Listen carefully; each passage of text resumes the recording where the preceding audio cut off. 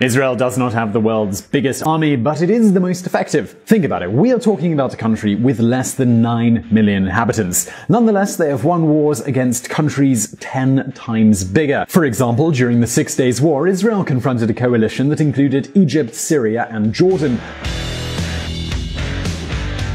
All of these countries put together summed up to more than 130 million people, and they sent over 240,000 soldiers, twice as many as the Israeli army did. In other words, no one would expect a victory for Israel, but history was rather different.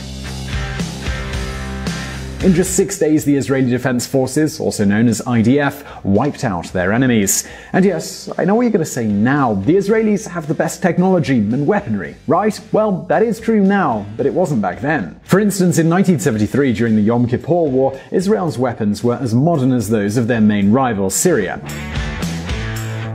In fact, the IDF had some combat jets manufactured in the 1950s, the famous A4 Skyhawk. However, the Syrians, they had state-of-the-art anti-aircraft missiles. They were given to the Soviets just 5 years before, and who won that war? Yeah, it was Israel. Alright, so I can hear some of you saying now, oh come on Simon, but Israel has the support of America. That's a really big help.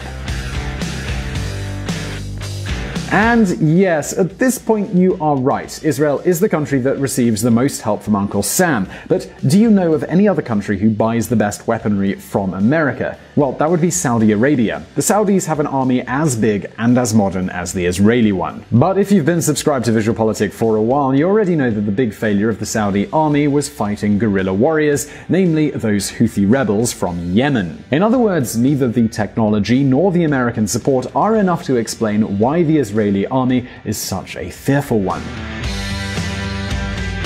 So, the question of the day is, why is the Israeli army so powerful? What are the key elements explaining such military success? Well, today we are going to tell you the 5 key facts that explain this.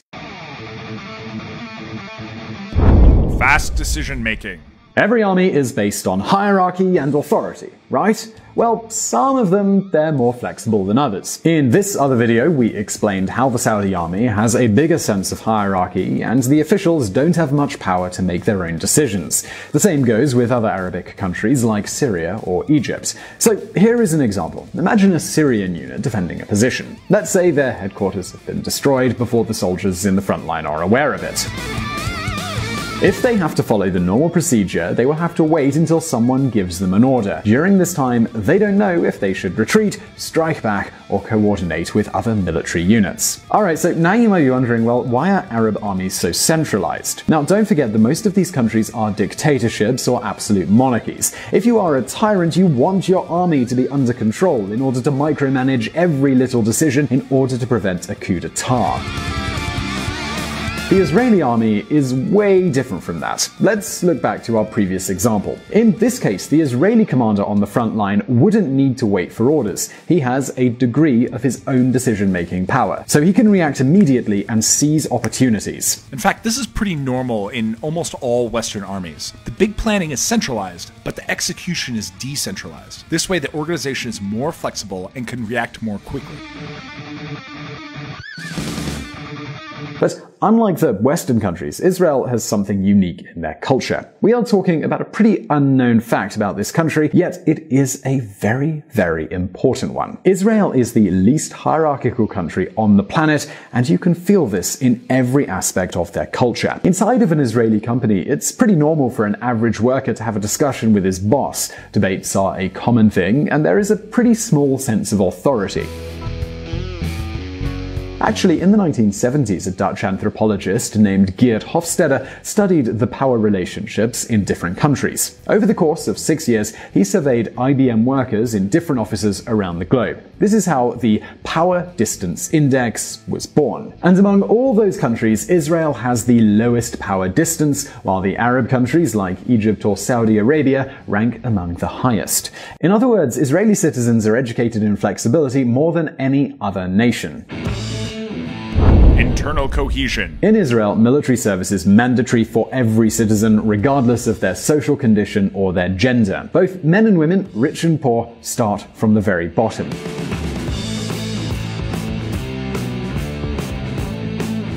Well, actually, this is not entirely true because the ultra-Orthodox Jews don't need to do military service and neither does Israel's Palestinian population. But the rest of Israel's citizens must serve in the military and fall into a meritocratic scheme. This means everyone must follow the same rules in order to be promoted. And this is not as common as you might think. For instance, during World War II, the aristocrats who joined the British Army started with higher positions than the peasants and the working class.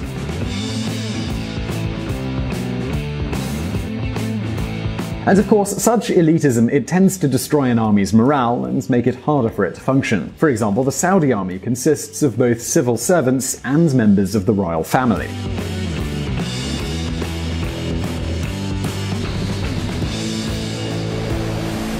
And hierarchy matters a lot. The son of a Saudi prince will never be a soldier, and as you can imagine, this classist structure has negative consequences.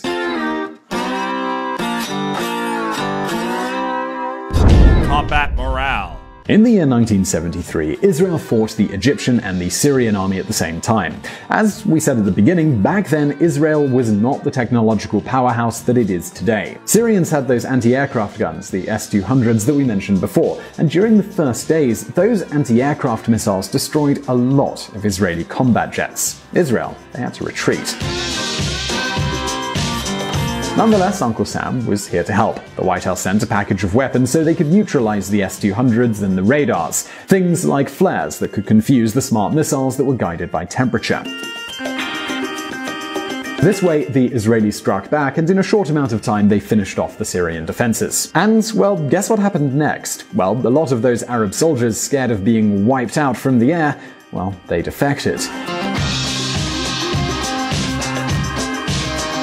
If you look at the picture on the screen, you will see 7 Syrian tanks. They are not moving, but not one of them is destroyed.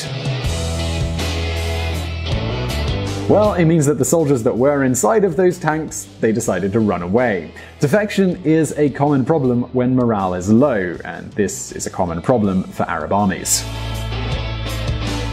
20 Syrian troops defect to southern Turkish province of Hatay. Think about it. If you are an Israeli soldier or an American one, you know you must be loyal to your country. But Arab soldiers have too many ethnic, national, and religious identities. Imagine you are a Syrian soldier and at the same time you are a Kurd or you belong to the Muslim Brotherhood. Both groups are chased by the Syrian government, so, well, who are you loyal to? Of course, the army pays your bills, but when your life is at risk and everything is lost, what's more important? Your salary or your life? In other words, no matter your wealth and your technology, if your soldiers are not strongly motivated, you've already lost. And the Israelis, they know that better than anyone.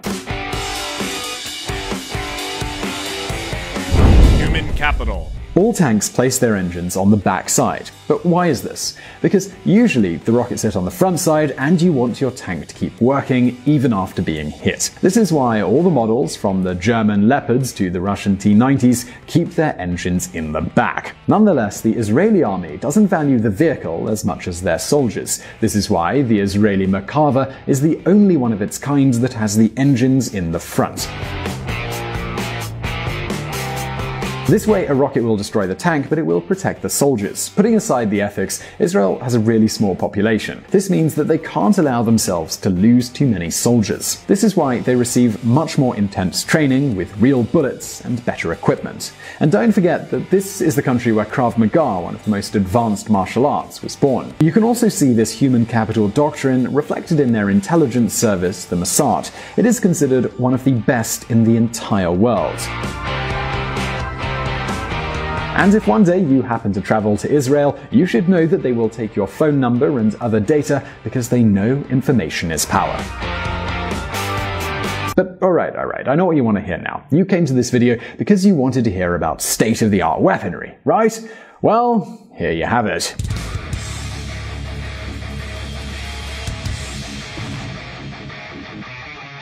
Made in Israel.